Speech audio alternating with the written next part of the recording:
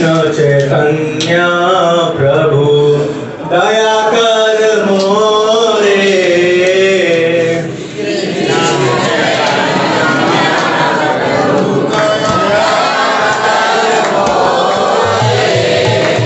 श्री कृष्ण चैतन्य प्रभु दया कर मोरे।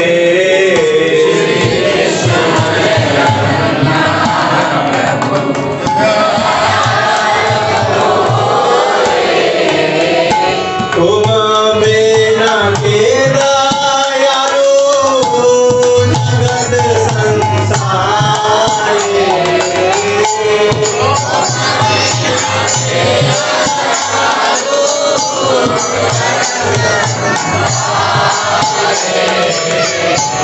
पतित पावन हेतु तव अवतार।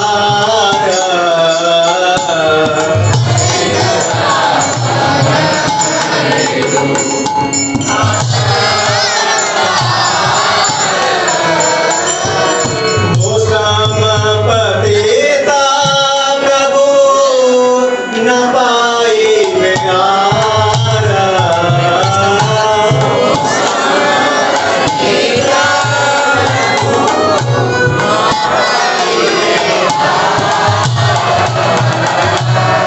महाप्रभु नित्यानंद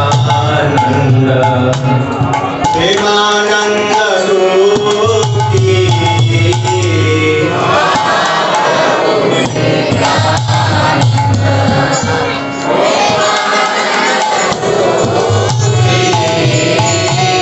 कृपावन रोगान करो हमें बड़ दुखी।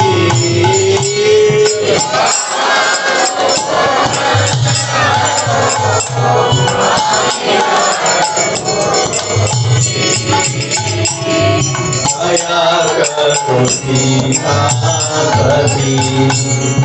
अद्वैत गोसाई।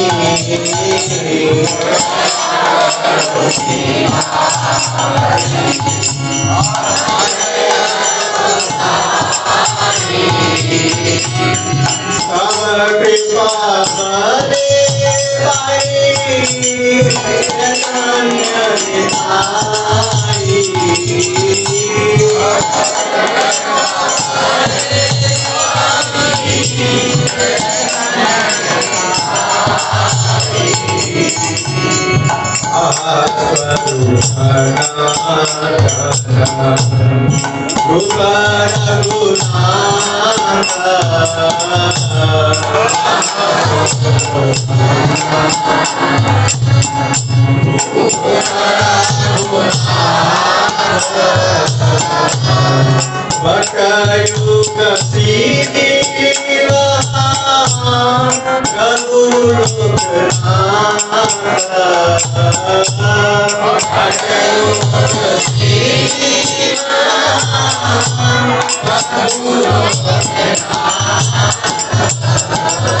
युग दया करो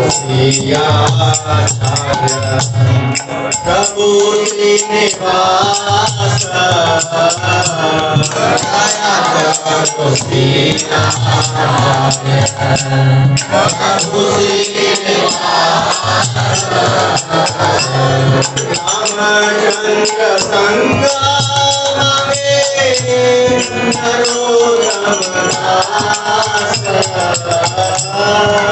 रामचंद्र संग मांगे Narottam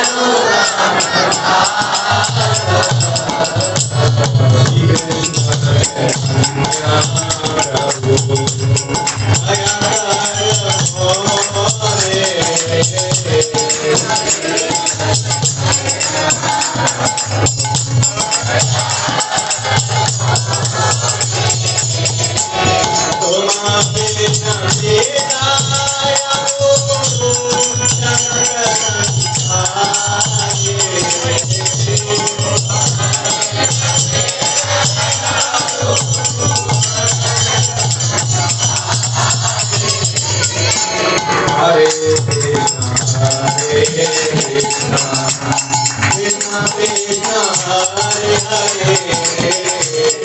Hare Rama, Rama Rama, Hare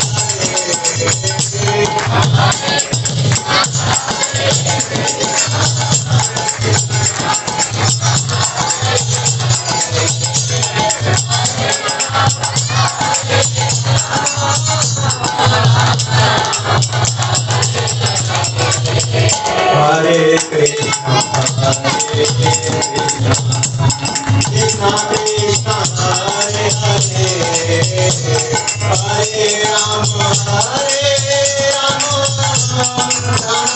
Rama, Hare Hare.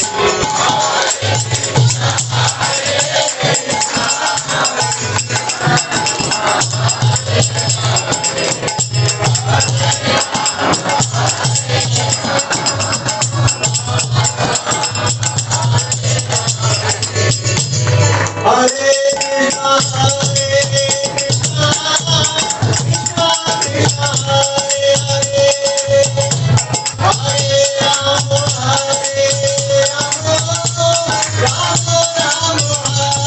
Hare, Hare Rama, Rama Rama, Hare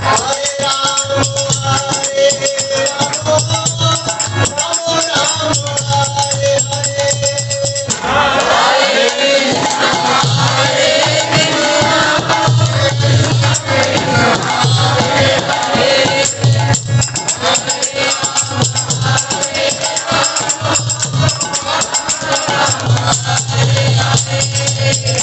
Hare Krishna, Hare Krishna, Krishna Krishna, Hare Hare, Hare Rama, Rama Rama, Hare Hare.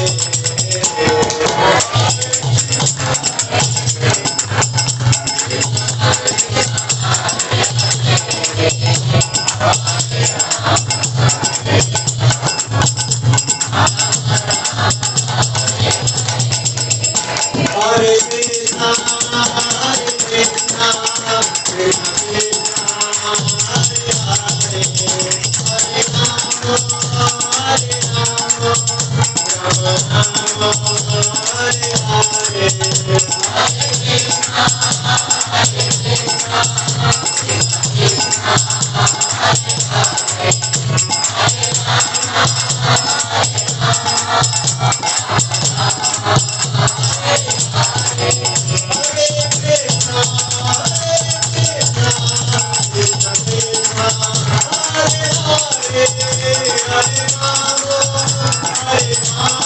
Hare Krishna, Krishna Krishna,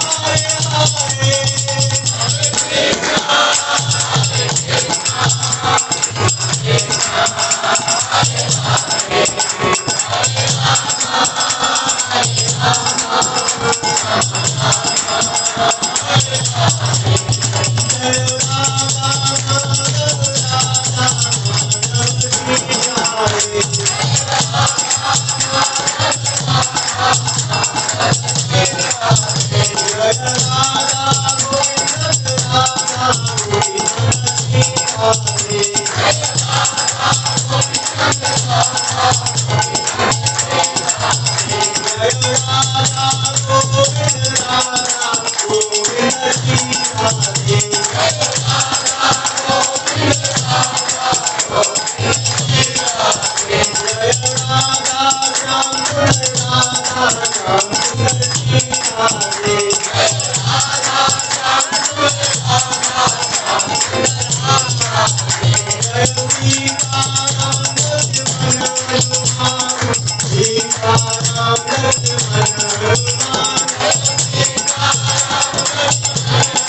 Hare.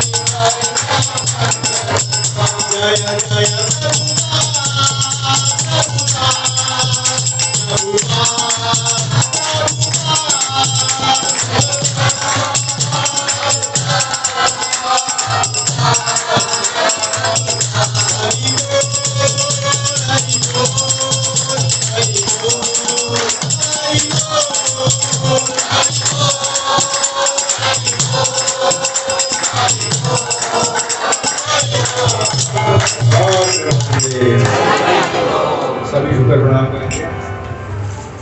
Vishnupad परम परम श्रीमद के सवय चरण भक्ति वेदांत स्वामी श्री प्रभुपाद की कौन प्रभुपाद की जय। ओम विष्णुपाद परम परम श्रीमद भक्ति सिद्धांत सरस्वती गोस्वामी श्री प्रभुपाद की अनंत कोटि वैष्णव वृंद की नामाचार्य श्री हरिदास ठाकुर की प्रेम से गौर जय श्री कृष्ण चैतन्य प्रभु नित्यानंद श्री अद्वैत गदाधर शिवासादि गौर भक्त की श्री राधा कृष्ण गोप गोपीनाथ श्याम कुंड राधा कुंड गिरी गोवर्धन की श्री सीताराम लक्ष्मण हनुमान की श्री पंच तत्व की मथुरा धाम वृंदावन धाम की नवदीपुरी धाम मायापुर धाम की पुरुषोत्तम क्षेत्र जगन्नाथपुरी धाम की गंगा माई की जमुना माई की तुलसी महारानी की भक्ति देवी की संवेद भक्त वृंद की युग धर्म हरिनाम संकीर्तन की वर्तमान आचार्य वृंद की गौर प्रेमानंदे समस्त एकत्रित भक्तों की जयकार हो। हरे कृष्णा। समस्त एकत्रित भक्तों की जयकार हो। समस्त एकत्रित भक्तों की जयकार हो। गुरु और गौरांग की जयकार हो।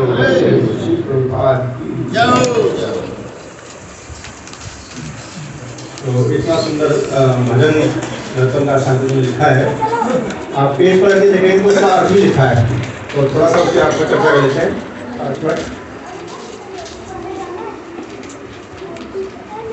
इसमें क्या है, पहले श्लोक आज लिखा हुआ है, हे कृष्ण, हे श्री कृष्ण चैतन्य महाप्रभु, कृपया मुझ पर दया करो। आपके बिना इस संसार में अन्य कोई दयालु नहीं है। तो क्या ऐसा है कि अन्य कोई दयालु नहीं है? क्या आपको लगता है इस संसार में और कोई दया नहीं करता? करता है कोई दया? बताइए कैसे कैसे करते हैं? बिल्कुल बिल्कुल, बहुत अच्छा। जी जी, गुरुद्वारे लंगर करते हैं, भंडारा करते हैं, पानी बांटते हैं, दशहरे पर कंबल भी बांटते हैं सर्दियों में, और गरीब बच्चों को पढ़ाते भी हैं, अनाथाश्रम भी खोलते हैं, वृद्धाश्रम खोलते हैं, और गरीब बेटियों की शादी भी कराते हैं, है ना। तो दया तो बहुत, देखी जाए तो बहुत सारी है संसार में। फिर चैतन्य महाप्रभु को क्यों कहा गया है कि अन्य को दयालु नहीं है, सिर्फ आप ही दयालु हैं? इसलिए कहा गया है क्योंकि ये सारी दया है, ठीक है, लेकिन शरीर के लेवल पर। ये कैसे समझें? जैसे कोई व्यक्ति जेल में है और उसको क्या किया जाए, भाई अच्छा अच्छा खाना दिया जाए, अच्छे अच्छे कपड़े दिए जाएं, थोड़ा आराम की सुविधाएं दी जाए, लेकिन इस दया से ज़्यादा अच्छी दया ये होगी कि उसे जेल से बाहर निकाला जाए। तो वास्तव में जेल से बाहर निकालने की तैयारी कोई नहीं कर रहा है। इसलिए चैतन्य महाप्रभु अत्यंत दयालु है। और अच्छा कह सकते हैं कि श्री कृष्ण ने भी तो आए थे, वो भी तो यही काम करके गए थे। उन्होंने भी कहा था कि आओ, लेकिन उन्होंने क्या कहा था? सर्वधर्मान परित्यज्य माम एकम शरणं व्रज, कंडीशन अप्लाइड। हम तो सारे पापेभ्यो मुक्त सविमासु, मैं तुम्हें सारे पापों से मुक्त कर दूंगा, मेरे पास आ जाओ। पर क्या शर्त है? क्या शर्त है? सारे धर्मों को त्यागना पड़ेगा। बड़ा मुश्किल था, नहीं त्याग पाए। तो फिर भगवान कृष्ण ही चैतन्य महाप्रभु के रूप में आते हैं, तब उन्हें कहा गया नमो महावदन्याय कृष्ण प्रेम प्रदायते कृष्णाय कृष्ण चैतन्य नामने गौर कृष्ण। नमो महावदन्याय, यानी कि सबसे ज्यादा दयावान, सबसे ज्यादा दयालु आप ही हैं। क्यों हैं आप? कि बाकी सब लोग तो कैदियों के कपड़े बचा रहे हैं और आप स्वयं कैदी को बाहर निकाल रहे हैं। तो आप क्या कर रहे हैं? कृष्ण प्रेम दे रहे हैं। बाकी सारे लोग क्या कर रहे थे? टेम्परेरी वर्क कर रहे हैं, लेकिन आप परमानेंट सोल्यूशन कर रहे हैं। तो इसलिए अन्य कोई दयालु नहीं है, सिर्फ आप दयालु हैं। दूसरा है, हे प्रभु, पतित जीवों का पवित्र करने के लिए, पवित्र जीवों को पवित्र करने के लिए आपका अवतार हुआ है, और आपको मेरे समान पतित और कहीं नहीं मिलेगा। कौन कह रहे बात? नरोत्तम दास ठाकुर। हमने आपसे क्लास में कुछ मतलब चर्चा करी थी कि नरोत्तम दास ठाकुर का क्या स्टेज है। तो क्या दुख है? कह रहे हैं मेरे समान पतित और कोई नहीं मिलेगा। तो हमें से किसी को लगता है कि हम कुछ पतित हैं, हमने कुछ पाप किया है? ऐसा किसी को लगता है? सबको लगता है? नहीं, आप अपनी बात करो, सब अपनी बात करो। ठीक है, नहीं सबके हाथ नहीं खड़े हुए, मतलब कुछ लोग ऐसे भी हैं जो नहीं करते हैं, कोई बात नहीं, कोई बिरला ही है। ये क्या है, नरोत्तम दास ठाकुर क्या है, महान आचार्य हैं। इतना प्रेम था इनके हृदय में भगवान के लिए कि राजा के बेटे थे, राजसी ठाट थे, और जो कुंडली में लिखा था कि ये साधु बन सकता है, इसलिए पहले से जो उनके पिता थे सैनिकों की एक टुकड़ी उनके साथ रखते थे ताकि भाग न जाए। लेकिन किसी भी तरह से उनको चकमा देकर भागे। कितना भागे, 2000 किलोमीटर तक भागे, भागते रहे और मथुरा पहुंचकर बेहोश होकर गिर गए। खाया पिया नहीं, सोया नहीं, बस भागते रहे ताकि मुझे पकड़ना रहे। क्यों भाग रहे थे? क्योंकि उन्हें कृष्ण प्रेम चाहिए था। इतना स्टेटस जिस व्यक्ति का हो, वो क्या कह रहा है, मैं पतित हूँ। और हम क्या करते हैं, हम छाती चौड़ी कर घूमते हैं, हमने कोई बात थोड़ी किया है, हमने बुरा थोड़ी कर दिया किसी का। लेकिन ये बता रहे हैं, हमारे लिए बता रहे हैं। और तीसरा स्टेज में कह रहे हैं, हे श्री नित्यानंद प्रभु, आप तो प्रेम के दिव्य आनंद में सदैव सुखी रहते हैं। कृपया मुझ पर थोड़ी दया करें, कृपा करें, क्योंकि मैं अत्यंत दुखी हूँ। तो क्या दुख था नरोत्तम दास ठाकुर को? घर छिन गया था उनका, गाड़ी नहीं थी, या कुछ और सुख सुविधाएं नहीं थी। क्या छिन गया था उनसे? कृष्ण प्रेम छिन गया था, छिना नहीं था वास्तव में, है ना, उनके पास ऑलरेडी था, लेकिन वो उसको भी लग रहे थे कम है मेरे पास, मुझे तो और चाहिए। तो किससे प्रार्थना कर रहे हैं? पहले तो चैतन्य महाप्रभु से की, अब उनके पार्षद नित्यानंद प्रभु से कर रहे हैं। नित्यानंद प्रभु जिनका नित्य आनंद है, हमेशा आनंद में ही है, वो उनसे प्रार्थना कर रहे हैं कि प्रभु आप मुझे दीजिए, ये प्रेम मुझे दीजिए, क्योंकि मैं अत्यंत दुखी हूँ। तो कह रहे हैं, हे सीता ठाकुरानी के पति देव श्री अद्वैत गोसाई। सीता जी ये राम जी वाली सीता जी नहीं है, ये अद्वैत गोसाई है, उनके पार्षद है, उनकी पत्नी का नाम है सीता। तो हे सीता ठाकुरानी के पति श्री अद्वैत गोसाई, मेरे ऊपर दया कीजिए। आपकी कृपा के बल से ही श्री चैतन्य महाप्रभु और नित्यानंद प्रभु की प्राप्ति संभव है। तो क्यों मांग रहे हैं? उनसे क्यों मांग रहे हैं? ठीक है, भगवान थे, चैतन्य महाप्रभु भगवान थे, नित्यानंद प्रभु भगवान है, उनसे मांग लिया, बलराम जी अवतार नित्यानंद प्रभु। तो अब उनसे क्यों मांग रहे हैं? अधिकतर से, क्योंकि वो भी भगवान के पार्षद हैं। और जो भगवान होते हैं वो तो हर व्यक्ति के हृदय में रहते हैं, लेकिन भगवान की भक्ति भक्तों के हृदय में होती है। तो अगर किसी को भगवान की भक्ति चाहिए तो भगवान से नहीं मिलेगी, वो भक्तों से मिलेगी। तो उनकी भक्तों के पास जाना चाहिए, भक्तों की सेवा करनी चाहिए, तब जाके भगवान की भक्ति मिलती है। और वो उनसे भक्त थे, इसलिए उनसे प्रार्थना कर रहे हैं। अगले स्टेज में, हे श्री स्वरूप दामोदर गोस्वामी, हे श्री सनातन गोस्वामी, श्री रूप गोस्वामी, श्री रघुनाथ दास गोस्वामी, श्री रघुनाथ भट्ट गोस्वामी, श्री गोपाल भट्ट गोस्वामी, श्री जीव गोस्वामी और श्री लोकनाथ गोस्वामी प्रभु, इनसे दया की आशा कर रहे हैं। ये कौन थे गोस्वामी? ये वो गोस्वामी थे जिन्होंने वृंदावन को वृंदावन बनाया। जो आज आप देख रहे हैं वृंदावन, वो पहले जंगल था और मिट चुका था। कृष्ण के जाने के बाद मिट चुका था, कोई नहीं जानता था वृंदावन कहाँ है, कौन सी लीला स्थली कहाँ है, क्या हुआ। तो चैतन्य महाप्रभु आए, वो खुद कृष्ण थे, उन्होंने तो किया था सारी लीलाएं, उनको पता था कहाँ मैंने क्या क्या किया है। तो आए और अपने गोस्वामियों को बता कर गए कि ये जिन गोस्वामी के नाम लिखे हैं, सबसे पहले श्री लोकनाथ गोस्वामी आए थे और भूगर्भ गोस्वामी आए थे, तो वो उनको बताया। और बाद में 6 गोस्वामी और आए जिनके नाम लिखे वो आए थे। फिर उन्होंने सारी लीला स्थलियों को इस्टेब्लिश किया है, सबको बनवाया है, सारे घाटों में निर्माण करवाया है। वृंदावन जो आप देखते हैं, ठीक है, आज तो बहुत सारे मंदिर हैं और बहुत सारे चमक दमक वाले लाइट वाले भी मंदिर हैं, झरने वाले मंदिर हैं, लेकिन जो बेसिकली वृंदावन को वृंदावन बनाया वो इन गोस्वामी ने बनाया। तो ये गोस्वामी बहुत ही मर्म हृदय वाले जो है भक्त थे। तो नरोत्तम दास ठाकुर इनसे प्रार्थना कर रहे हैं कि प्रभु मुझे भी कृपा करके भक्ति दीजिए। लास्ट से नाम करें, हे श्री निवास आचार्य प्रभु दया करो, नरोत्तम दास श्री रामचंद्र कविराज का संग मांगता है। तो श्रीनिवास आचार्य, इन्हीं जो फोटो में से 4 नाम अभी हो गए, 3 नाम हो गए थे, श्रीनिवास आचार्य लास्ट वाले हैं, एक रह गए गदाधर पंडित, उनका नाम रह गया इसमें। तो उनसे ही प्रार्थना कर रहे हैं, वही पार्षद हैं, वही भक्त हैं। क्या मांग रहे हैं कि मुझे श्री रामचंद्र कविराज का संग चाहिए। रामचंद्र कविराज उन्हीं के समकक्ष एक बहुत बड़े भक्त थे। वो ये रामचंद्र, राम जी वाले नाम नहीं है, भगवान नाम नहीं है, रामचंद्र एक भक्त हुए हैं, उन्हीं के समय के थे। उनका संग चाहिए था उनको। मतलब क्यों संग चाहिए? अब वो तो ऑलरेडी इतने बड़े भक्त हैं, लेकिन फिर भी संग चाहिए। क्यों चाहिए? क्यों चाहिए? नहीं, वो पतित नहीं थे, लेकिन वैसा समझ रहे थे कि मैं पतित हूँ, है ना। लेकिन वो किस लिए चाहिए? कि हमें भक्तों के संग में ही रहेंगे तो ही भगवान मिलेंगे।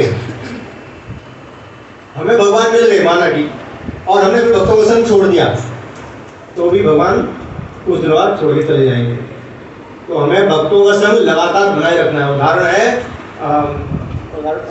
आते हैं, उदाहरण भागवत में उदाहरण आते हैं जड़ भरत का। भरत थे, राजा भरत थे, उन्होंने भक्तों का संग छोड़ दिया था। तो फिर क्या हुआ? उनकी भक्ति से पद से गिर गए। एक बार एक स्तर पीछे आ गए थे, हिरण का जन्म लेना पड़ा। फिर उसके बाद फिर से भक्त बने, फिर उन्होंने भक्तों का संग किया और तब जाके वो पूरा कर पाए। और भी उदाहरण आता है, बहुत सारे उदाहरण है भागवत में। उनका जो दुर्वासा मुनि है, दुर्वासा मुनि का उदाहरण आता है। दुर्वासा मुनि भगवान के भक्त थे, मतलब ऐसे बहुत तपस्या करते थे, लेकिन क्या किया? उन्होंने भक्तों का संग नहीं किया। गुस्सा करते थे, अपराध करते थे, भक्तों का संग नहीं किया। बहुत तपस्वी थे और उनके साथ काम भी करते थे, लोग करते भी थे, लेकिन क्योंकि भक्तों का संग नहीं था तो वो भक्त की पदवी उन्हें नहीं मिल पाई। बाद में एक भक्त के प्रति उन्होंने अपराध किया था तो उसका फल भी भुगतना पड़ा था बाद में। हाँ, तो भक्तों के संग से ही भक्त मिलते हैं, इसलिए हमेशा भक्तों के संग में रहना चाहिए। लेकिन ऐसा नहीं करना चाहिए कि एक संडे तो मैं आ गया था, यहाँ पर हो गया ना भक्तों का संग, अगले संडे जाके क्या करना है, कोई बात नहीं, एक छुट्टी मार लेते हैं। तो हम वो तो इतनी प्रार्थना कर रहे हैं, रो रहे हैं, मुझे रामचंद्र जी का संग दीजिए, सबसे प्रार्थना कर रहे हैं, और हम क्या कर रहे हैं? कोई बात नहीं, एक संडे आए तो थे, अगले 2 संडे नहीं आएंगे तो कोई दिक्कत नहीं, संग कर लिया हमने। तो ये स्थिति नहीं होनी चाहिए। तो हम आज के भगवद्गीता विषय पर चर्चा करेंगे।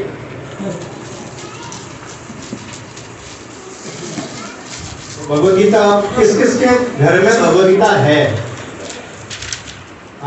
किस किस के घर में भगवद्गीता है और कौन कौन यहाँ लाए हैं? हरि बोल। और कौन कौन इस श्लोक को जो आने वाला है उसके लिए पहले से तैयार थे और वो पढ़कर आए हैं? कोई बात नहीं, अब पढ़ेंगे।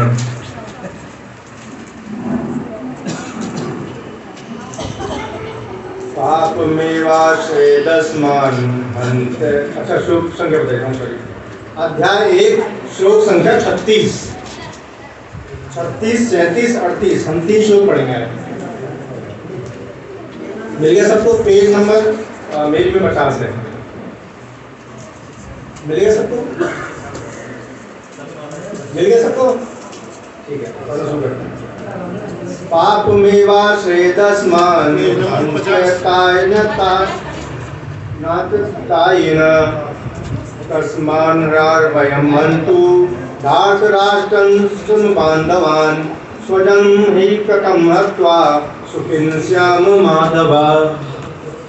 तो उसका अर्थ है, यदि हम ऐसे आतताइयों का वध करते हैं तो हम पर पाप चढ़ेगा।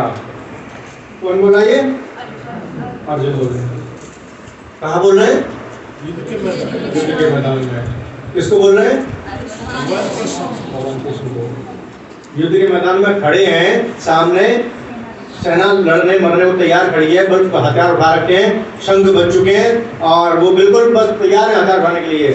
और अर्जुन क्या कह रहे हैं कि यदि हम ऐसे आतताइयों का वध करते हैं तो हम पर पाप चढ़ेगा। अतः यह उचित नहीं होगा कि हम धृतराष्ट्र के पुत्रों तथा उनके मित्रों का वध करें। हे लक्ष्मीपति कृष्ण, इससे हमें क्या लाभ होगा और अपने ही कुटुंबियों को मारकर हम किस प्रकार सुखी हो सकते हैं? और दूसरा ये 37 है, यद्यप्येतेन पश्यन्ति लोभोपहत चेतसा कुलक्षय कृतं दोषं मित्रद्रोहे च पातकं कथं न येस्माभिः पापादस्मान्निवर्तितुं कुलक्षय कृत दोषं प्रपश्य करी जनार्दन। हे जनार्दन, यद्यपि लोभ से अभिभूत चित्त वाले ये लोग अपने परिवार को मारने या अपने मित्रों से द्रोह करने में कोई दोष नहीं देखते, किंतु हम लोग जो परिवार के विनष्ट करने में अपराध देख सकते हैं, ऐसे पाप कर्म में क्यों प्रवृत्त हों। तो इन श्लोकों को हम अच्छे समझ पाएं, इसलिए हम आचार्यों से प्रार्थना करते हैं। ओम अज्ञानतिमिरान्धस्य ज्ञानाञ्जनशलाकया चक्षुरुन्मिलितं येन तस्मै श्रीगुरुवे नमः। श्रीचैतन्यमनोभीष्टं स्थापितं येन भूतले स्वयं रूप कदामयं ददाति स्वपदान्तिकम्। वन्देऽहं श्रीगुरो श्रीयुतपदकमलं श्रीगुरून् वैष्णवांश्च श्रीरूपं साग्रजातं सर्वरघुनाथान्वितं तं सजीवं साद्वैतं सावधूतं परिजनसहितं कृष्णचैतन्यदेवं श्रीराधा कृष्णपादान् सर्वललिता श्रीशाखान्वितांश्च हे कृष्ण करुणा सिंधु दीनबंधु जगत्पते गोपेश गोपिका कांत राधा कांत नमोस्तुते। तप्त कांचन गौरांगी श्री राधे वृंदावनेश्वरी कृष्णानुसुते देवी प्रणमामि हरिप्रिये। वाञ्छाकल्पतरुभ्यश्च कृपा सिन्धुभ्येव च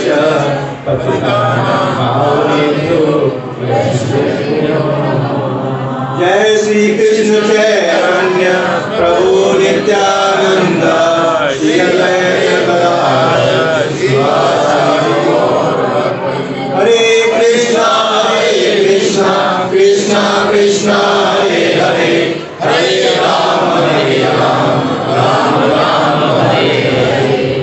ओम विष्णुपादाय कृष्ण पृष्ठाय भूतले श्रीमते भक्तिवेदांत स्वामी नामिने नमस्ते सारस्वते देवे गौरवाणी प्रचारिणे निर्विशेष शून्यवादी पाश्चात्यदेशचारिणे।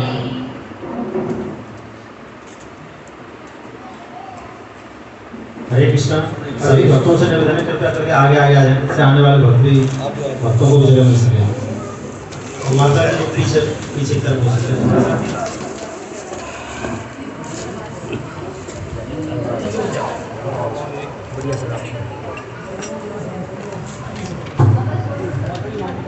हरे कृष्ण। तो क्या कह रहे हैं अर्जुन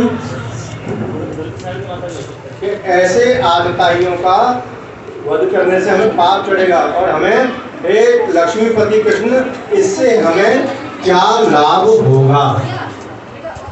लाभ ढूंढ रहे हैं, मतलब क्या कह रहे हैं कि अरे मैंने मार दूंगा तो मुझे फायदा क्या होगा। ये मेरी तो कुटुंबी है, धृतराष्ट्र के पुत्र है, बंधु बांधव है, मार देंगे हम क्या होगा। ये हमारे कुटुंबी हैं, हमारे परिवार वाले हैं, कैसे मार दें हमें।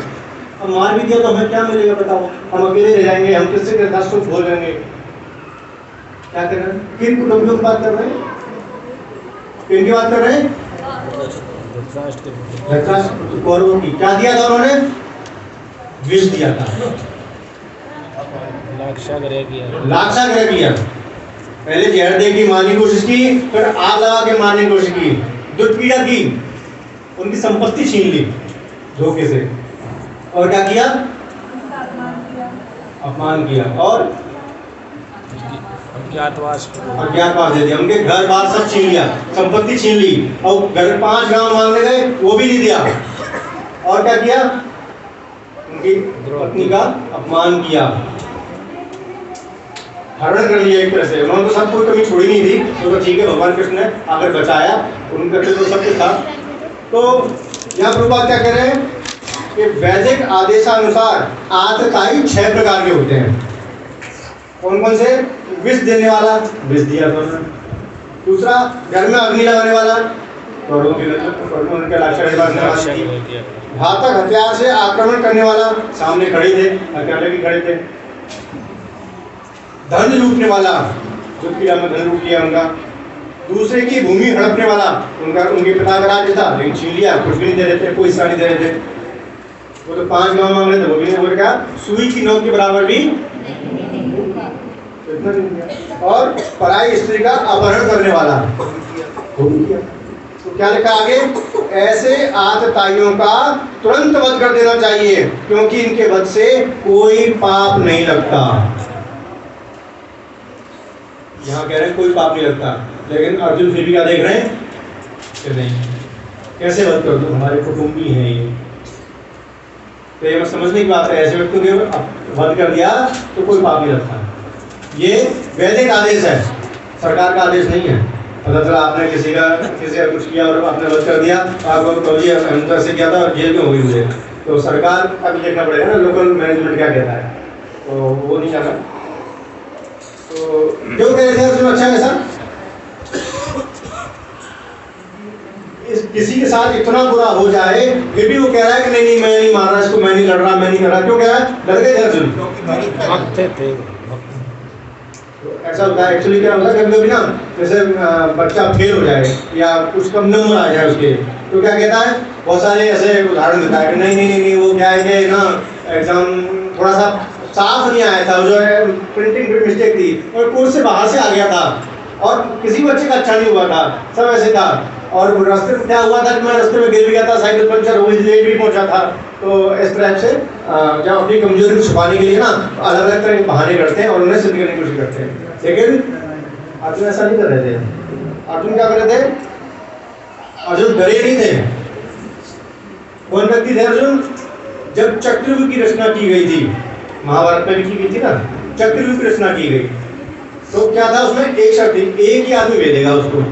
और चक्रव्यूह कैसे चलता था, जैसे आपने महाभारत देखी होगी टीवी में, तो वो क्या था, ऐसे गोल गोल खड़े होते थे, फिर गोल खड़े हैं, फिर गोल खड़े हैं। तो सिर्फ खड़े नहीं होते थे, एक्चुअली क्या होता था, वो खड़े भी होते थे और सर्कल में घूम रहे होते थे। तो जिससे एक आदमी जो प्रवेश करेगा वो एक बार में एक से लड़ेगा, फिर दूसरा आदमी आ जाएगा, फिर तीसरा, वो बदलता रहता है, एक सर्कल पर तोड़ेगा फिर दूसरा, मतलब सेम आदमी खड़ा है, वो थक रहा है और बाकी सब घूमता है, वो नहीं थक पा रहे थे। इस प्रकार के चक्रव्यूह हुआ करते थे। और उसको वो तोड़ेगा, और कौन तोड़ सकता था, अकेला अर्जुन तोड़ सकता था। तो इसलिए उन्होंने उस चक्रव्यूह की रचना उस दिन की जिस दिन अर्जुन नहीं था। तो अर्जुन इतना बड़ा योद्धा था कि पूरी कौरव सेना को एक बार में कर सकता था, लेकिन डर नहीं था। वो क्या था, उसके जितने भी क्वेश्चन थे करुणा को लेकर थे, और क्या थे, वो पाप को लेकर थे, पाप को लेकर के थे, पाप पुण्य है, और उसके बाद संतति का विनाश होगा, ये सारे जितने भी थे वो शास्त्रोक्त थे। जितने भी थे वो क्या थे, शास्त्रिक थे। कोई भी ऐसा तर्क नहीं था कि मैं डरूंगा। अब अर्जुन जो बोले हैं, जिन्होंने प्रश्न किए हैं, ये भगवद गीता के पहले अध्याय में 21वें श्लोक से लेकर दूसरे अध्याय के 8वें श्लोक तक बोले हैं। कहीं पर भी उन्होंने ये नहीं दिखाया कि हे अर्जुन, हे कृष्ण, मुझे थोड़ा सा भयभीत भी हूँ, कहीं नहीं दिखाया। हर जगह क्या बोला है, जितने भी तर्क दिए हैं वो सब शास्त्रों से दिए। तो वास्तव में वो ये चाहते थे कि मुझसे गलती ना हो जाए, एक भी कदम में गलत ना उठा लूं। ऐसा नहीं था कि वो डर गए थे। तो हम लोग देख सकते हैं, अच्छा यहाँ पे उन्होंने बोला है, क्या बोला है कि किंतु हम लोग जो परिवार के विनष्ट करने में अपराध देख सकते हैं, मतलब साफ साफ ये कह रहे हैं कि जो सामने खड़े हैं ये तो नहीं देख सकते, मैं तो देख सकता हूं। तो मैं कौन थे, भक्त थे। जो भक्त होते हैं, साधु होते हैं या सतोगुणी लोग होते हैं, वो वास्तव में अपराधों को देख सकते हैं। लेकिन हम, हमारे क्या हाल है, तो जैसे गाड़ी हम लेकर जा रहे हैं और किसी टक्कर मार दी, बस इतना काफी है चेक करने के लिए। वहां तो सामने जान लेने को तैयार है, तब जो कह रहे हैं मैं देख सकता हूं, मैं क्यों मारूं इनको। लेकिन हमारे क्या है, थोड़ा सा टक्कर हो जाए बस किसी से, बस सामने वाले से क्या होगा, हाथ पकड़ जाएगी, झगड़ा हो जाएगा। और वहां उन्होंने सब कुछ छीन लिया, तब भी झगड़ा नहीं कर रहे, वो कह रहे हैं नहीं, मैं नहीं झगड़ा करूंगा। और यहाँ उन्होंने क्या बोला, हे लक्ष्मीपति हे माधव, लक्ष्मीपति कृष्ण, क्यों बोला है, लक्ष्मी से वो दर्शाना चाह रहे हैं कि हे कृष्ण, आप क्या हो, माधव हो, लक्ष्मी के पति हो, आप शुभ को प्रदान करने वाले हो, है ना, और आप अनिष्ट नहीं होने देंगे, आप शुभ करेंगे। शुभ के साथ लाभ नहीं बोला उन्होंने, शुभ लाभ, है ना। हम दिवाली पे क्या करते हैं, लक्ष्मी गणेश, और लक्ष्मी के साथ नारायण को पूजा जाए समझ में आता है, तो गणेश कहाँ से आ गए, है ना। और उसमें भी हमें क्या चाहिए, लाभ चाहिए, और कैसे चाहिए, शुभ चाहिए, लाभ दे दो बस। लेकिन यहाँ क्या कह रहे हैं, सिर्फ उनको कह रहे हैं मुझे अनिष्ट से बचाइए, शुभ चाहिए, लाभ की बात ही नहीं करी यहाँ पर उन्होंने। तो और दूसरा क्या नाम दे रहे, जनार्दन। जनार्दन का मतलब होता है प्रिजर्वर, रक्षा करने वाला। तो वो एक तरह से जताना चाह रहे हैं कि हे कृष्ण, आप सबकी रक्षा करने वाले हो, मेरे भी और इनके भी, सामने जो कौरव खड़े इनकी भी रक्षा करने वाले हो। आप अनिष्ट मेरा भी उपयोग चाहते हो और इनका भी उपयोग चाहते हो। आप मुझे क्यों युद्ध में प्रवृत्त कर रहे हो, मुझे मना क्यों नहीं कर देते मैं युद्ध ना करूं, मैं क्यों ऐसे भीषण कार्य में लगूं, देखो सबका नुकसान होने वाला है इसमें। तो एक तरह से वो कृष्ण को इमोशनली ब्लैकमेल कर रहे थे अपनी बात मनवाने के लिए। यार उनको जो समझ में आ रहा था वो उस हिसाब से कर रहे थे। तो और वो भगवद गीता में भी एक श्लोक आया है, समूहम सर्वभूतेषु न मैं दोषवस्ति न मत प्रिय। कि भगवान आपने जो कहा है, मतलब ठीक है आगे कहेंगे वो, लेकिन वो क्या है, एक श्लोक भी है जब भगवान कृष्ण कहते हैं समूहम सर्वभूतेषु, कि मैं तो क्या है, सब के प्रति समान हूँ, ना मेरा कुछ प्रिय है और ना मेरा दुश्मन है। लेकिन आगे क्या कहते हैं, ये भजन्ते तु मां भक्त्या मयि तेषु चाप्यहम्। लेकिन जो मुझे भक्ति पूर्वक बसता है, फिर मैं भी उसके लिए थोड़ा सा पर्सनल हो जाता हूँ, फिर मैं भी उसको उतनी प्रीति देता हूँ जितनी वो मुझे देता है। तो इस तरह से, लेकिन यहाँ पर क्या कर रहे हैं कि भगवान सामने मरवाना चाहते हैं। अब हम कैसे मान रहे हैं कि भगवान समूह में, सामने वालों को मरवा रहे हैं, इनके साथ खड़े हैं, कैसे माने कि हम भगवान समूह में सबको समान दृष्टि से देखते हैं।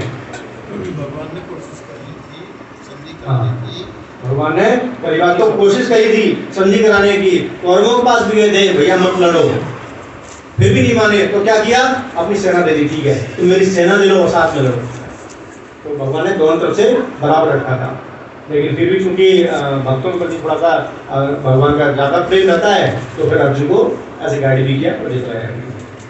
तो इसमें हम देखते हैं कि जो भगवान थे वो अर्जुन के साथ खड़े थे।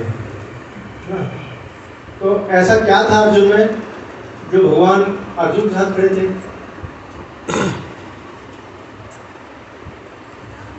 हमारे साथ भी खड़े होते हैं क्या?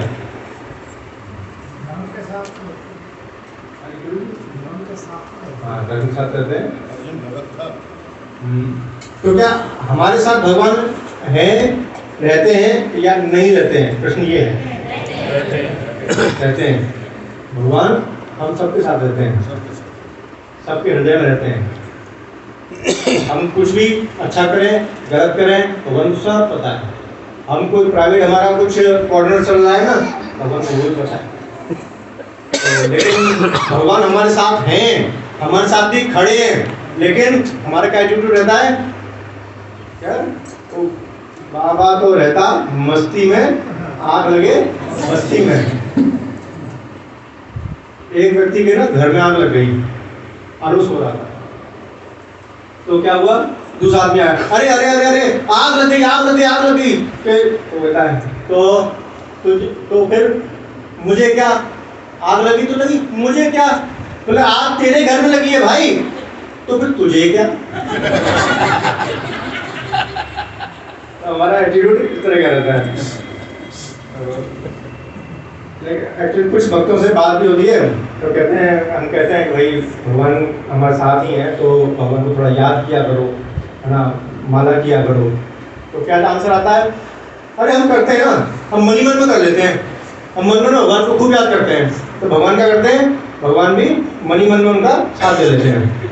जब भी बाहर जरूरत पड़ती है, बाहर नहीं आते, वो मन ही मन में साथ दे लेते हैं, हाँ मैंने साथ दे लिया। वैसे अभी हनुमान जयंती थी, तो कोई बता रहा था कि जी जो हनुमान जी को हमेशा याद करता है, तो वो क्या करता है, तो हनुमान मतलब हमेशा कौन बुलाता है, हनुमान जी जैसे भी याद करता है, जैसे उनके तरीके होते हैं, और तो हनुमान जी कौन उठाते हैं उसका। लेकिन कोई क्या हुआ, पूरे साल तो याद किया नहीं, और जब मुसीबत पड़ी तब याद किया, हनुमान जी को फोन मिलाया, हनुमान जी, हनुमान जी कहता रॉन्ग नंबर।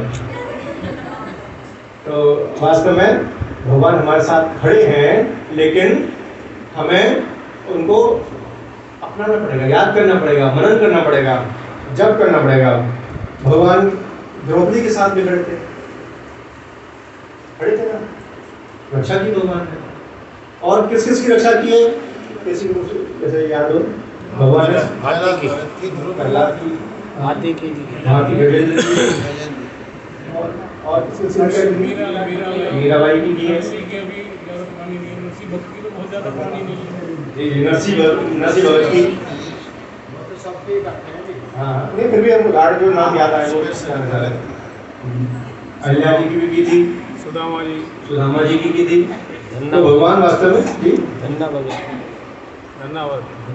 थे, भगत के बना है।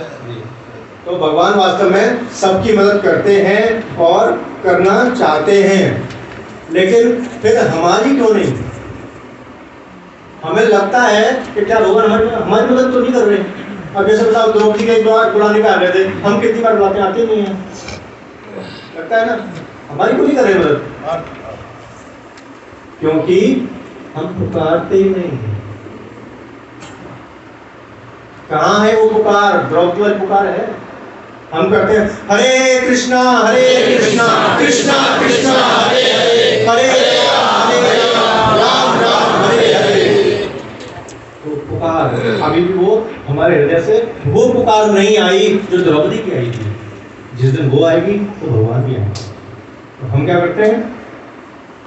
भगवान को हृदय नहीं देते। हम हृदय किसको देते हैं? भौतिक चिंतन को। सुबह जगने से लेकर रात को सोने तक क्या करेंगे? इस दुनिया की जो जगत की जो चीजें हैं, वसूली का चिंतन चलता रहेगा। और ऐसा नहीं, वो चिंतन सोने के बाद बंद हो जाता है। सो जाएंगे तो सोने से लेकर जगने तक सपने में भी वो चलता रहेगा। भगवान कहाँ है? भगवान को कहाँ याद किया? कहाँ पुकारा हमने? तो हम किसको पुकारते हैं? हम कहते हैं जैसे तो माला कर लो जी, 2 घंटे आदमी माला तो करेगा, तो माला करते हैं। कैसे करते हैं? हरे कृष्ण कृष्ण कृष्ण हरे हरे, हरे राम हरे राम। ये पड़ोसी का मकान मुझसे ज़्यादा अच्छा बना दिया, हरे कृष्ण कृष्ण कृष्ण। लेकिन सही ब्रेकर भी लगा दिया रास्ते में ना। सरकार ध्यान ही नहीं देती, पता नहीं क्या करती है। देखो पेट्रोल भी कितना महंगा कर रखा है सरकार का, किसी ध्यान नहीं। तो पेट्रोल तो वहाँ से आ रहा है ना, रशिया से। रशिया और यूक्रेन के युद्ध तो खत्म होगा। यूरोप भी तो वहाँ से तेल ले रहा है, उसका तो महंगा नहीं हुआ। ये यूरोप टाइटैनिक में जहाज था ना, टाइटैनिक जहाज आया था वो भी यूरोप पे था ना। वो फिल्म भी आई थी टाइटैनिक में, हरे तो टाइटैनिक में जो हीरो थी ना, बड़ी सुंदर थी। हरे मेरी बचपन में भी मेरी क्लास में भी एक ऐसी लगती बहुत सुंदर थी। कभी मैं कह नहीं पाया उसको हरे हमारी माला हमारे लोकल क्षेत्र से शुरू होकर राजनीति, देश विदेश, पास टाइम, सब जगह चली जाएगी। भगवान पर नहीं, सब जगह चक्कर लगा के आएंगे। वो बातें जो हमने कभी याद नहीं करी, माला करते हुए याद आएंगी। तो हृदय किसको दिया हमने? भौतिक चिंतन को दिया। भगवान को दिया कहाँ हमने? अगर हम भगवान को पुकार लेंगे तो भगवान आ नहीं जाएंगे, और हम पुकारते नहीं। ये जो नाम ध्वनि है ना, ये नाम ध्वनि, ये जो हरे कृष्ण महामंत्र इस भौतिक जगत का है ही नहीं। ये डायरेक्ट भगवान के गौरव धाम से आया। तो वास्तव में इसमें इतनी शक्ति है, लेकिन हम सिर्फ पुकारें और इतनी आत्मीयता से पुकारें तो भगवान जरूर प्रकट होंगे। हरे कृष्णा कृष्णा कृष्णा हरे हरे, हरे राम राम राम हरे हरे। तो इतना पुकारिए इसको। और अर्जुन यहाँ पर क्या कर रहे हैं? एक पाप पुण्य की बात कर रहे हैं। आदताइयों का वध कर देंगे तो हमें पाप चढ़ेगा, पाप पुण्य। तो अभी हमने थोड़ी देर पहले चर्चा की थी। तो कुछ लोगों ने एक्सेप्ट किया था कि उन्होंने पाप किए हैं या करते हैं या हो जाते हैं। तो पाप कई प्रकार के होते हैं। ऐसे एक तो ये पाप है ना, जैसे सांस लिया, कुछ कीटाणु गए, मरेंगे, उनको हम रोक नहीं सकते। पैदल चलेंगे, कुछ कीटाणु मरेंगे, हम रोक नहीं सकते। जितना कोशिश कर सकते उतना कर लें, पर यूजुअली हत्याएं होंगी, इनको नहीं रोक सकते। लेकिन कुछ प्रकार के पाप है, जैसे हम जो भी खाना खाते हैं उसमें पाप आता है। कई हत्याएं होकर आता है पाप, जहाँ खेत में ट्रैक्टर चलेगा वहाँ मरेंगे, जुतेंगे, फिर दवाइयाँ डालेंगी, फिर ट्रैक्टर में लोड होके आएगा, हमारे पास तक आएगा, उसमें बहुत सारी हत्याएं हो जाती हैं, कितने जीव मर जाते हैं, उसमें पाप है। लेकिन उस पाप को हम रोक सकते हैं यदि हम भोग लगा कर खाएं। अगर हमने भोग लगा दिया तो भगवान उसमें से पाप ले लेते हैं। इस प्रकार के हम पापों को रोक सकते हैं। तो और कुछ पापों को क्या होता है, फिर भगवान कवर करते हैं। लेकिन ये पाप हम करते क्यों हैं? ठीक है, कुछ पाप तो ऐसे हम रोक नहीं सकते, लेकिन हम बाकी दिनचर्या में पाप करते हैं। कैसे कैसे करते हैं? मन से पाप करते हैं, किसी के प्रकार किसी भी कुछ सोच लेते हैं, मन से हमारा पाप हमेशा चलता रहता है। कुछ भी सोचते रहेंगे। और वाणी से चलता है, बोलेंगे, ऐसा बोलेंगे सामने वाले का एकदम चिढ़ जाए। हम ज़्यादा से ज़्यादा कोशिश हमारी ये रहती है कि हमने सामने वाले ने अगर कुछ बोला तो हम ठीक है हाथ नहीं चलाएंगे, लेकिन मुंह से ऐसा बोल देंगे कि वो अंदर तक छलनी उठ जाए। और तीसरा कर्म से करते हैं, क्या करते हैं? हमेशा इंद्र प्रति के बारे में सोचते रहते हैं, हमेशा अपने एंजॉय और दूसरों की कमी है ना, क्या चीटिंग प्रॉपर्टी भी हमारी है, हम दूसरों से ठगने के बारे में सोचते हैं, और दूसरों को भी हक अपना मारने के बारे में सोचते हैं। तो इस प्रकार की सोचें हम सोचते रहते हैं। तो ये सब क्या होता है? ये हमारे अविद्या का कारण है। हमारे जो अविद्या है, नॉलेजफुल नहीं है हम, तो उसके कारण से हम ये सब सोचते हैं। तो उससे हमारे अंदर पाप करने की प्रवृत्ति सिंचित हो जाती है। और उस सिंचित को करते करते क्या करते हैं? हम एक दिन पाप कर बैठते हैं। और जब हम पाप कर देते हैं तो हमारे प्रारब्ध बन जाते हैं। और वो क्या होता है? वो प्रारब्ध फिर से हमारे को अज्ञान में डाल देते हैं, अविद्या में डाल देते हैं। इस तरह से साइकिल घूमता रहता है और हम कभी भी उससे बाहर नहीं निकलते। उससे बाहर निकलने का तरीका बताएंगे अभी थोड़ी देर बताएंगे। तो अच्छा, यहाँ पर क्या है कि चलो आप बताओ पाप क्या है? आपके हिसाब से पाप क्या होता है? परेशान समाज चले होता है कि दूसरों को परेशान नहीं करना चाहिए, दूसरों को परेशान करना पाप। और बताइए पाप क्या क्या होते हैं? क्या क्या हम पाप सोचते हैं, देखते हैं, समझते हैं कि क्या क्या करना पाप है? बताइए। निंदा करना पाप है, धोखा देना पाप है, हाँ, दूसरों को पीड़ा देना पाप है, हाँ जी, निंदा करना पाप है, कर्तव्यों का पालन न करना, वो पाप किस में कैसा है?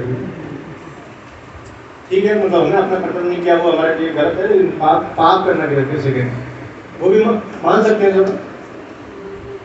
और बताइए, वो भी पाप है, जीवत्या करना पाप है, झूठ बोलना पाप है, घृणित कर्म करना पाप है। घृणित कर्म में क्या क्या कर्म वही हम कैसा करें? तो छोटी छोटी बातें हैं, बच्चे से पहले सिखाया भाई झूठ मत बोलो, चोरी मत करो, है ना, और अपहरण मत करना, ये तो बहुत बड़ा पाप हो गया, किसी के स्त्री को अपहरण करना। तो क्या है, बहुत से लोग क्या कहते हैं, युधिष्ठिर महाराज ने भी पाप किया था कि जब वो क्या किया था, झूठ बोला था, जिन्होंने अश्वत्थामा मारा गया है। और फिर क्या हुआ था, फिर जब वो हिमालय पे गए थे, कुछ लोग कहते हैं ना, मैं भारत की बात नहीं कर रहा हूँ, कुछ लोग कहते हैं जब वो हिमालय पे गए थे, 5 वर्ष बाद में गए थे, तो क्या हुआ था, सब तो ठीक ठाक थे, लेकिन युधिष्ठिर की एक उंगली गल रही थी, क्योंकि उन्होंने पाप किया था। क्या किया था? झूठ बोला था। ऐसे ही है ना? ऐसा ही है। लेकिन वास्तव में उंगली का तो पता नहीं मुझे, गली देने निकली थी जी, झूठ नहीं बोला, लेकिन बोलते थे कि उंगली गल रही थी उनकी, क्योंकि एक पाप किया था उन्होंने, है ना। तो वास्तव में पाप तो उन्होंने किया था, लेकिन क्या किया था? झूठ नहीं बोल रहे थे, ये उनका पाप था। तो ये कैसा पाप है? झूठ बोलना तो पाप है, लेकिन झूठ नहीं बोलना कौन सा पाप है? ये जो पाप क्या है और पुण्य क्या है। वास्तव में जो भगवान को पसंद है वो पुण्य है, और जो भगवान को पसंद नहीं है वो पाप। तो वहां पर भगवान कह रहे थे युधिष्ठिर झूठ बोलो, तो भगवान वापस क्या पसंद कर रहे हैं, झूठ बोलो, झूठ बोलना पसंद है। तो और वो कह रहे नहीं बोलूंगा, नहीं बोलूंगा, मैं तो शब्द बोलूँ, मतलब शब्द बोलना जो उनको भाव आ रहा था कि नहीं मैं कैसे बोलूँ झूठ। तो वास्तव में ये पाप था उनका कि भगवान के कहने पर भी झूठ नहीं बोल रहे थे। तो ऐसा नहीं कह सकते हैं। और भगवान ने और क्या किया, भगवान ने खुद चोरी की थी, भगवान तो खुद चोर है। क्या चुराया था, और क्या चुराया, मथुरा छीन लिया कंस से, रुक्मिणी का हरण कर लिया, और अन्य विवाहित स्त्रियों के साथ में रासलीला कर रहे हैं। पाप है। तो भगवान तो कितने बड़े पापी हो गए। आप करो तो लीला, हम करें तो करेक्ट लीला। तो ये क्या भगवान तो बहुत बड़े पापी हुए इसका मतलब। तो वास्तव में क्या है, दिन वहां से शुरू होता है जहां से सूरज उदय होता है, और दिन वहां अस्त होता है जहां सूरज अस्त होता है। तो भगवान जो करते हैं वो हमेशा पुण्य है, और जो भगवान के विपरीत किया जाता है वो पाप। तो भगवान क्या कहना चाहते हैं, भगवान कहते हैं मन मना, क्या पसंद है भगवान को, मन मना भव मत भक्तो मद्याजी मां नमस्कुरु मां में वैसी सी सत्यंते प्रति जाने प्रिय वसी है। क्या कह रहे हैं, बस मन मना, मुझे नमस्कार करो, मुझे क्या करो, मुझे याद करो, भव मत भक्तो मेरे भक्त बन जाओ, और मद्याजी मेरी पूजा करो, नमस्कुरु मुझे नमस्कार करो। बस तो 4 चीजें वगैरह है। कोई बहुत बड़ी मुश्किल है क्या, क्या कह रहे हैं, तो भाई मुझे याद करो, मेरी पूजा करो, मेरे भक्त बन जाओ, मुझे नमस्कार करो। कौन सी बड़ी बात है, ये भगवान को पसंद है। बस हम इतना करें तो भगवान हमसे खुश प्रसन्न हो जाएंगे। बाकी और भगवान को क्या पसंद है थोड़ा डिटेल में भगवद गीता में उन्होंने 12वें अध्याय में आप पढ़ेंगे, श्लोक नंबर 13 से लेकर 19 तक भगवान ने फिर और डिटेल में बताया कि मुझे क्या क्या पसंद है। अभी यहाँ तक करें तो थोड़ा लेट हो जाएगा। तो हम एक बार फिर भगवान को याद कर लेते हैं। मन मना भव मत भक्तो हरे कृष्णा कृष्णा कृष्णा हरे हरे हरे राम राम हरे हरे। बस इतना करना है और भगवान को हम खुश कर सकते हैं। तो कौन कौन ऐसे हैं जो अभी तक चैंटिंग या माला का जप नहीं कर रहे थे, आप में जो आ रहे हैं और माला का जप अभी तक नहीं कर रहे हैं, ऐसा कोई है? और ठीक है, मतलब कुछ शर्म वाली बात नहीं है, नहीं कर रहे हैं, लेकिन ठीक है, ये आपको फॉर्मूला बताया है कि भगवान को कैसे प्रसन्न करना है। तो बस ये जप कीजिए, इसी हरे कृष्ण महामंत्र का जप कीजिए और भगवान प्रसन्न हो सकते हैं। और जो हमारे पाप हैं, जिन बात की मैं बताऊंगा कि आगे कैसे करेंगे, तो पाप काटने का भी एक ही तरीका है कि भगवान के भक्तों की सेवा की जाए। जो भी भगवान के भक्त हैं उनकी शरण ले लो और उनकी सेवा करो। उससे ये हमारे जो अविद्या है, हमारे जो अनर्थ हैं और हमारे पाप करने की प्रवृत्तियां हैं, ये धीरे धीरे धीरे धीरे कम हो जाएंगी। और ये जो हरे कृष्ण महामंत्र का जब हम करते रहे शुद्धता के साथ, फिर हम भक्तों के साथ अच्छे से कनेक्ट हो पाएंगे। हरे कृष्ण। तो किसी का कोई प्रश्न हो?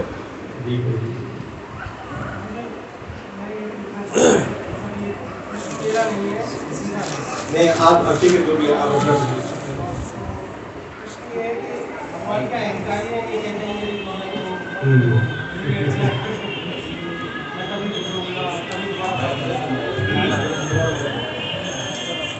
एक्चुअली क्या है ना, ये चीजें हम ना खुद से जोड़कर देखते हैं।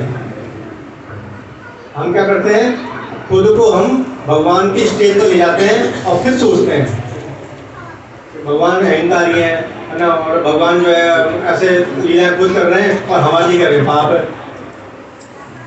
ये व्यक्ति जब तक भगवान को समझेगा नहीं ना, तब तक ये भगवान से एक तरह से द्वेष है, हम भगवान से ईर्ष्या कर रहे हैं। जब तक ये ईर्ष्या रहेगी हम भगवान को समझ नहीं पाएंगे। लेकिन ये ईर्ष्या भक्तों की शरण लेने से जाएगी, और ये नाम जप करने से जाएगी, भोग लगाकर खाने से जाएगी। और शास्त्रों को पढ़ने से जाएगी। ये उनको जो भी ऐसा समझना चाह रहे हैं उनको ये बोलो, ये 4 काम करें, फिर इस प्रश्न का उत्तर दोबारा पूछें। मैं उनको थोड़ा सा टीचर है, अगर वो टीचर ये बोले कि भाई आप ये पढ़ाई मत करो या जी, जी। उसको तो अकड़ के ही बोलना पड़ेगा ना, और उसको तो पूरे उत्साह के साथ बोलना पड़ेगा। अब जैसे मान लो प्रधानमंत्री है, वो ये कहे कि भाई आपको मतलब कि कोरोना काल में कि आपको ये ऐसे नहीं करना, तो कोई मानेगा? जब हम इतना कहने के बावजूद नहीं मान रहे तो हमें भगवान ने बोलना पड़ा उनको। हरे कृष्ण। तो गुरु जी का जैसे मैंने पीछे क्लास में सुना था कि सेम क्वेश्चन था, तो उसमें उनको आंसर दिया था कि जैसे मान के चलो कि कोई टीचर है और वो टीचर बिल्कुल पोलाइट वे में बोले कि बच्चा पढ़ो, तो कभी नहीं पढ़ेगा वो, तो उसको क्या कि अग्रेसिव होकर बोलना ही पड़ेगा कि भाई आपको पढ़ाई करनी है। तो यही यहाँ पे भगवान कह रहे हैं कि भाई आप मेरे भक्त बनो, मेरी पूजा करो। वो इसलिए कह रहे हैं कि वैसे मानने वाले नहीं है हम, क्योंकि प्रेम से बहुत बोल लिया, तो इसलिए भगवान को मतलब कि वो बोलना पड़ा। तो मैं क्षमा चाहूँगा कि कुंती को उसमें किसी को बोला, पर मैंने सुना था किसी ने सेम क्वेश्चन पूछा था ये। हरे कृष्ण। एक्चुअली ना जल शक्ति की बात जहाँ पर आई ना, तो एक बार ऐसे मैं बचपन में अपना उदाहरण दे रहा हूँ कि मैं ऐसे जन्मभूमि जाया करता था, कृष्ण जन्मभूमि ऐसे डेली जाया करता था। तो डेली एक ऐसा एरिया था जहाँ पार्किंग नहीं थी, अंदर जन्मभूमि के अंदर कैसे था, मैं वहाँ डेली अपनी साइकिल लगा दिया करता था। तो एक दिन क्या वो सख्ती हो गई, पुलिस वाले थोड़े ज़्यादा हो गए, तो उन्होंने मुझे रोका। तो एक पुलिस वाला था जो बहुत नम्रता से मुझे रोक रहा था कि अरे नहीं बच्चे यहाँ मत लगाओ।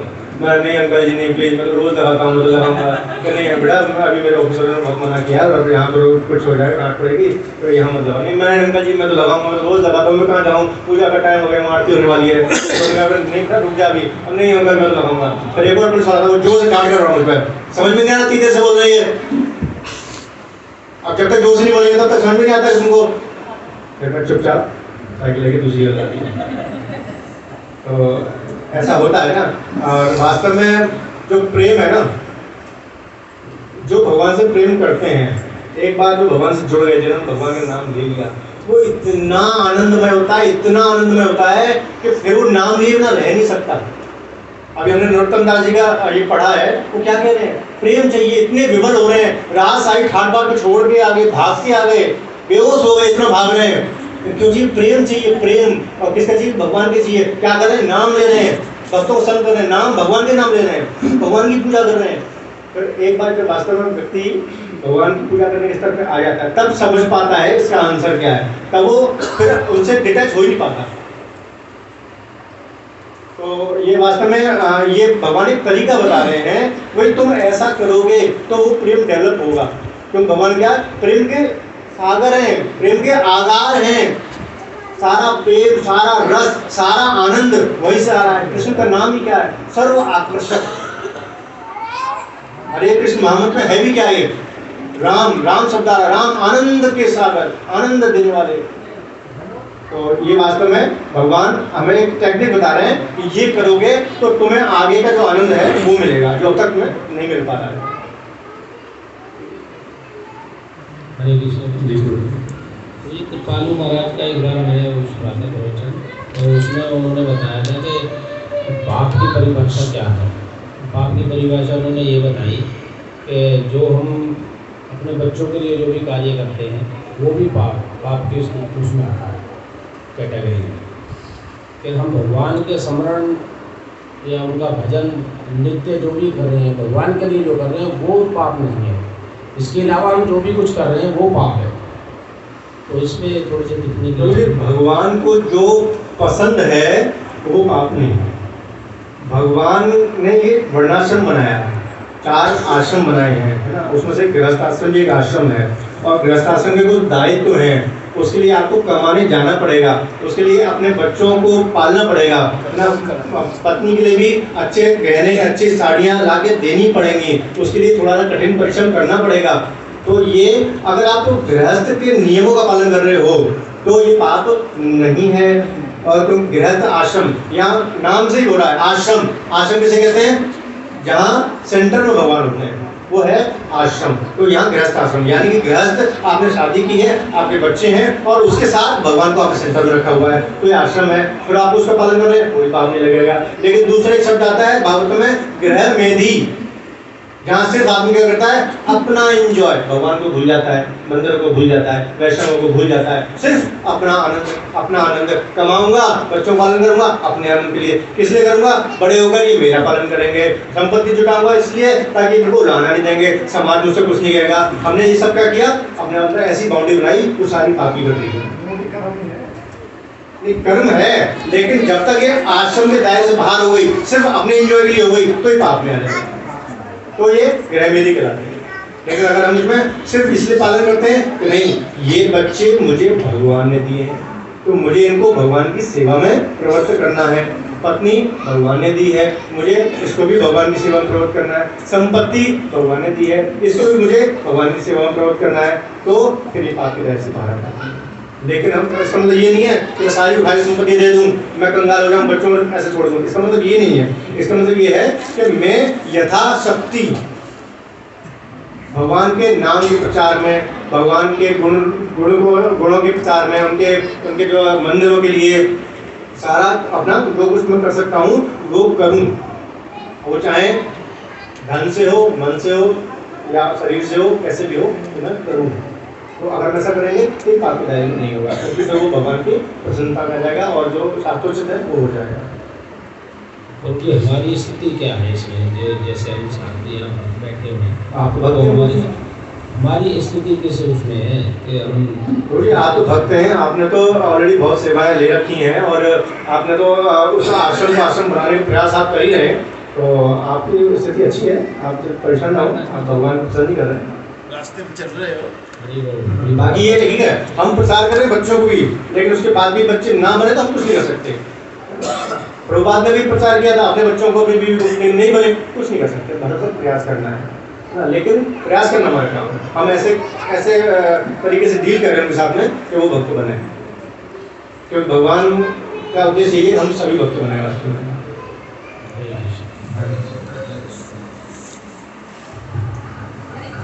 हरे कृष्ण। माता जी का प्रश्न है जी।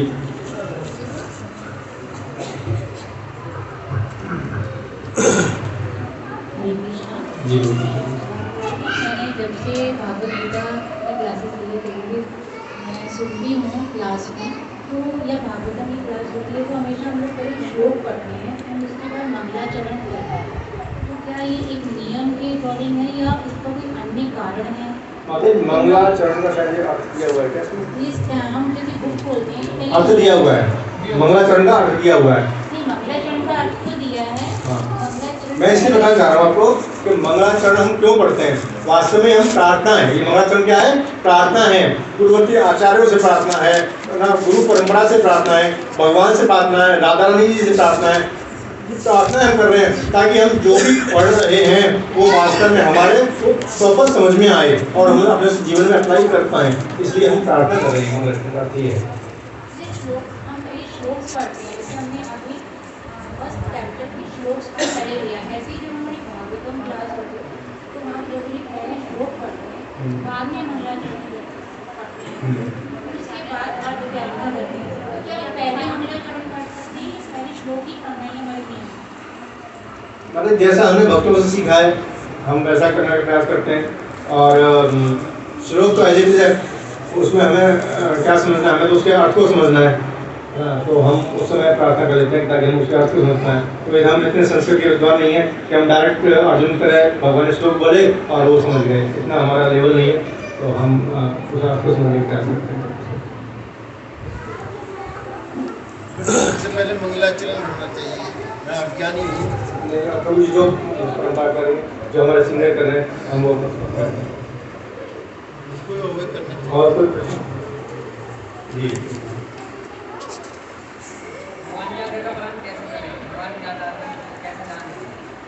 भगवान क्या चाहते हैं?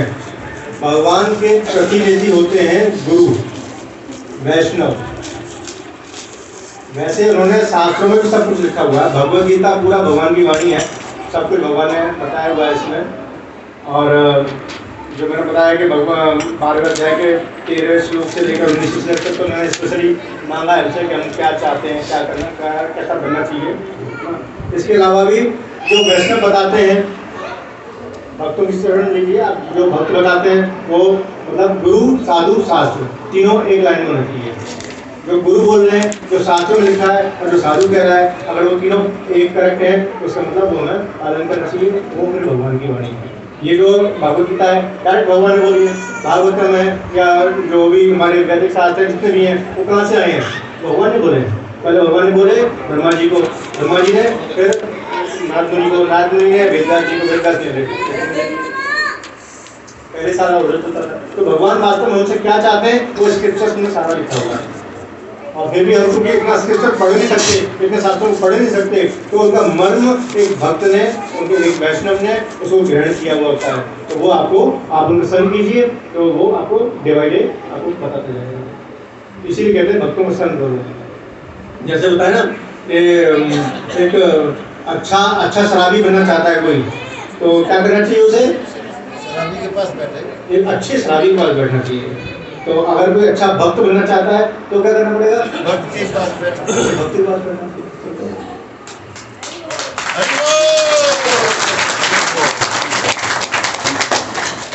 हरे कृष्णा। अरे और प्रभु जी माता जी का कोई प्रश्न?